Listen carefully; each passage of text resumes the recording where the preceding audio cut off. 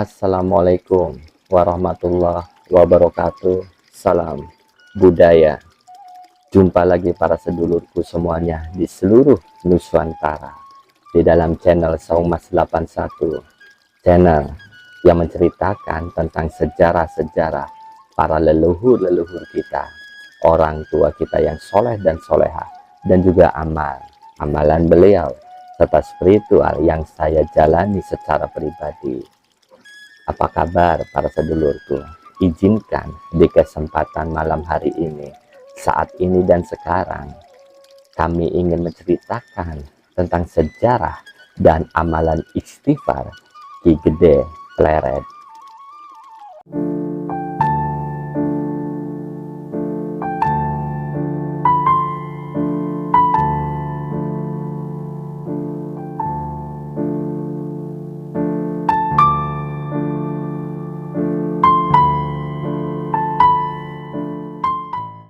Bagi para sedulur yang baru menemukan channel Saumas 81, selamat datang dan selamat bergabung. Bagi yang sudah mensubscribe, like, serta menjalin silaturahminya di dalam komentar, saya secara pribadi mengucapkan matur kesuwun sangat.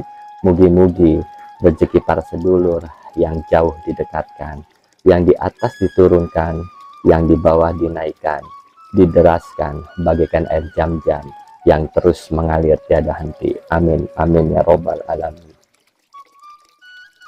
Bismillahirrahmanirrahim. Pleret adalah nama sebuah kecamatan di Kabupaten Cirebon, Jawa Barat. Hasil pemekaran dari Kecamatan Weru sebelah timur berbatasan dengan Tengah Tani. Nama Pleret sendiri tercipta dari sebuah cerita sejarah yang tak tertulis, yang konon ceritanya bahwa pleret berasal dari sebuah kayu gelondongan besar yang diseret-seret atau digeret untuk membuat sebuah bangunan Masjid Sang Cipta Rasa. Jadi karena kayunya digeret-geret, akhirnya disebut pleret. Begitu ceritanya, sejarah yang tak tertulis para sedulur. Di situ terdapat sebuah tokoh masyarakat yang disakralkan, yaitu yang bernama Ki Gede Pleret. Ada dua versi yang ada di masyarakat tentang sejarah siapa beliau. Ki Gede Pleret dari versi yang pertama berasal dari Baghdad, yang bernama asli Syekh Khalifah Nurijah, yang berarti Syekh yaitu pemimpin terhormat atau ketua, dan Khalifah yang berarti kepala negara, dan dari bahasa Sanskerta Nurijah yang berarti pelindung. Konon cerita beliau adalah salah satu guru Mbahku Cirebon, walau alam bisawab para sedulur ya. Dan juga dari versi yang kedua bahwa Ki Gede Pleret yang berasal dari Pleredan, putra Tumenggung Widaksa dari Pajajaran. Alamat makam beliau terdapat di depan Pasar Kue. Di situ terdapat sebuah gang yang bernama Gardu. Jadi konon dulu di situ ada sebuah tempat perjagaan para sedulur. Jika para sedulur sudah memasuki Gang Gardu kurang lebih 15 sampai 20 meter, posisi makam beliau terdapat di sebelah kiri. Mangga kita saksikan lokasi makam Ki Gede Pleret dan suasana di sana.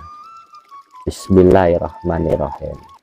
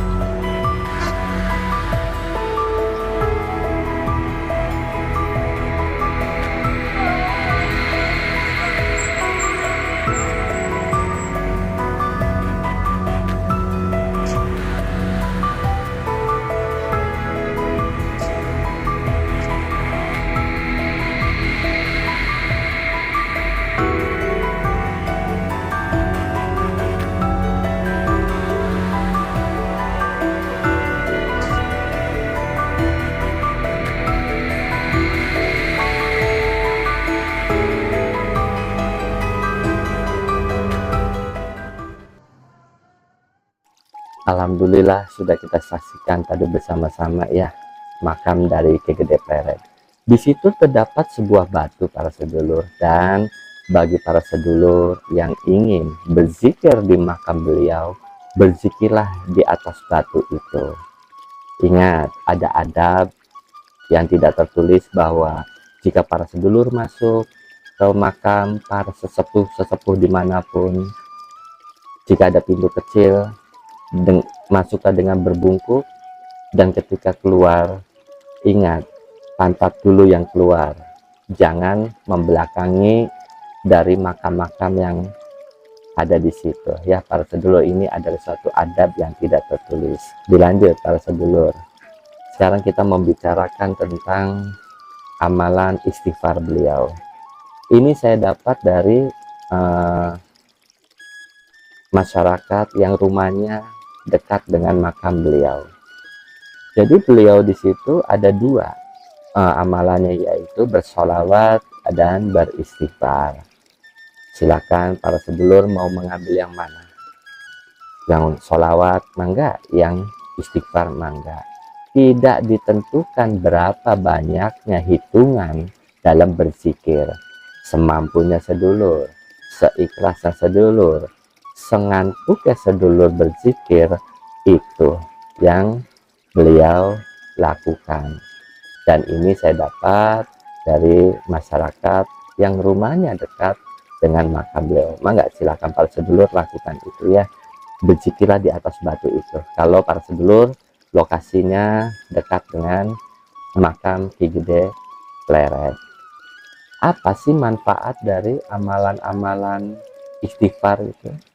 Mangga kita saksikan 5 manfaat dari zikir istighfar untuk menambah motivasi kita, semangat kita. Bismillahirrahmanirrahim.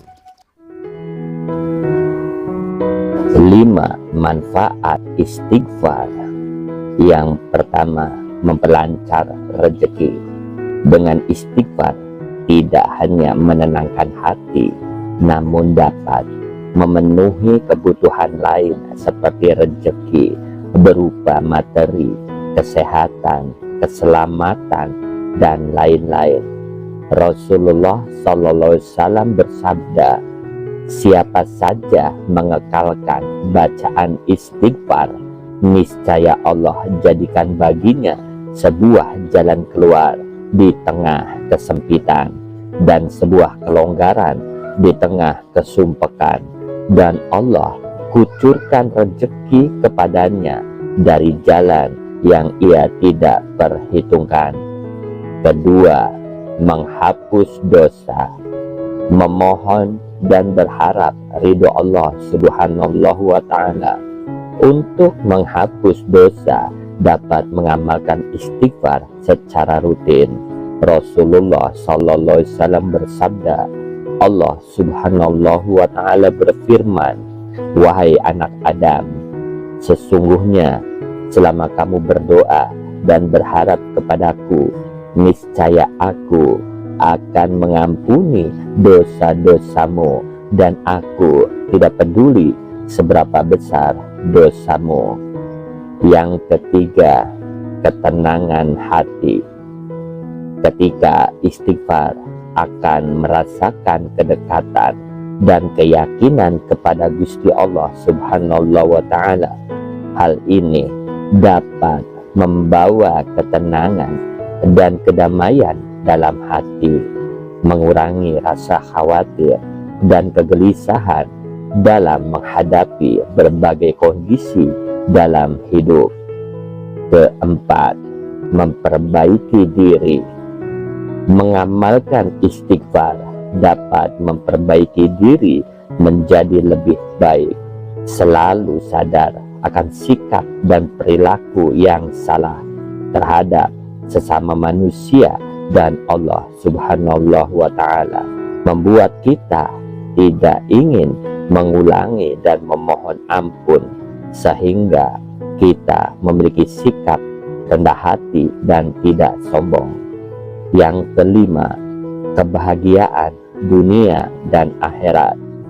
Memperbanyak Amalan zikir istighfar merupakan salah satu bentuk ikhtiar untuk mendapatkan kebahagiaan di dunia maupun akhirat, keberkahan untuk para umat muslim yang selalu beristighfar.